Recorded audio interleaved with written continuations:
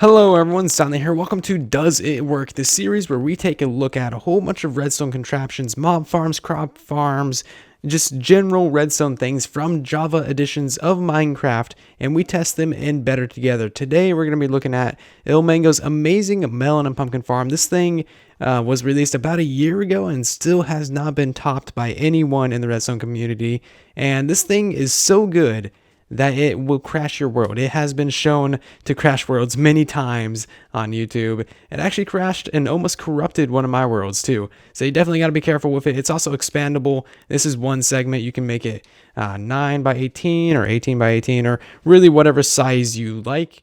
This obviously is not working in Better Together. There's a few reasons why, so let's take a look at it and fix it.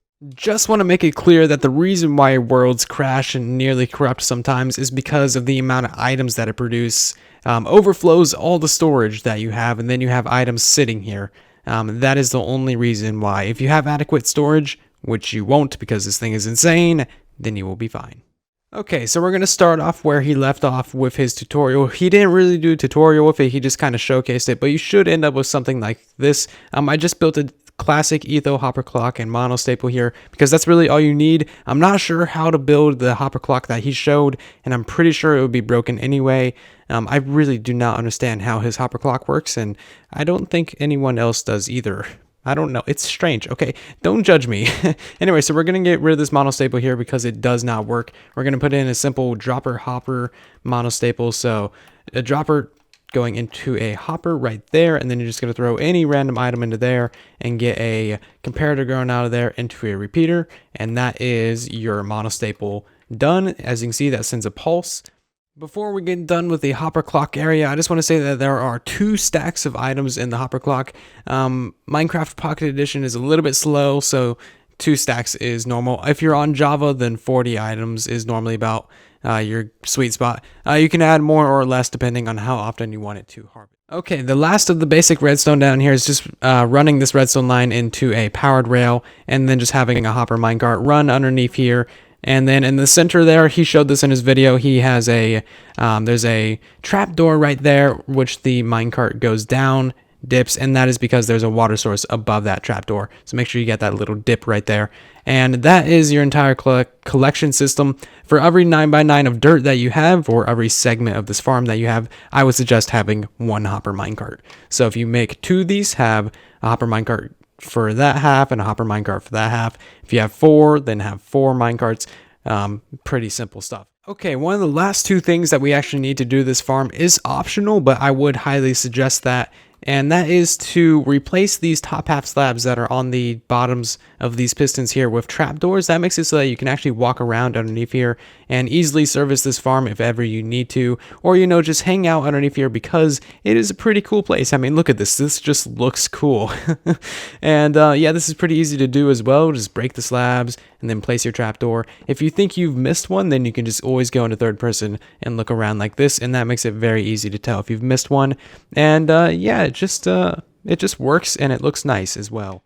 Alright, let us get this farm actually functional now. If you have already built this in your world, there's actually only one more thing that you need to do, and that is add another slab to these slabs right here. Because currently in his design, these are being powered by quasi-connectivity. Of course, we don't have that in Better Together or Pocket Edition, unfortunately.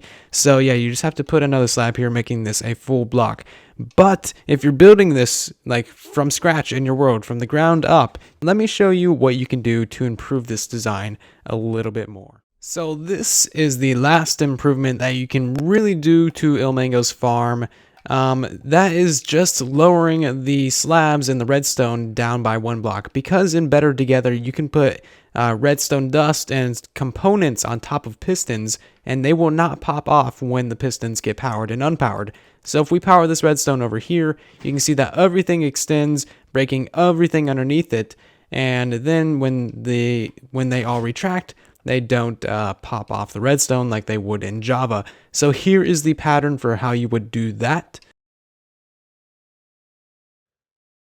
pretty simple, honestly. Now, one last thing. If you're going to be building multiple segments of these in your world, which you probably will be, then you're going to want to add some additional delays. So come by and replace all these with some repeaters, put them on 4 ticks like so, and then you're going to need to place down some more redstone. Actually, you're going to need some redstone right there, right there, right there, and right there, and that makes sure that all these pistons here get powered.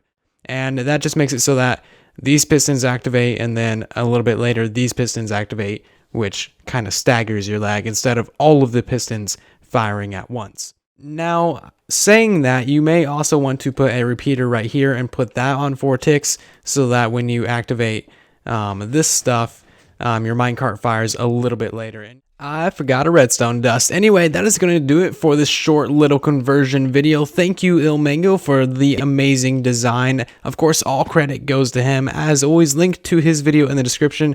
Very well put together. His graphs, his total German engineering on that video.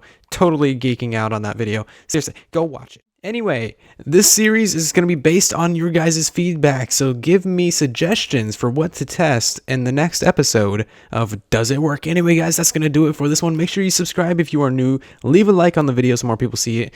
Share it with your friends, and I will see you guys in the next one. And then there was silence.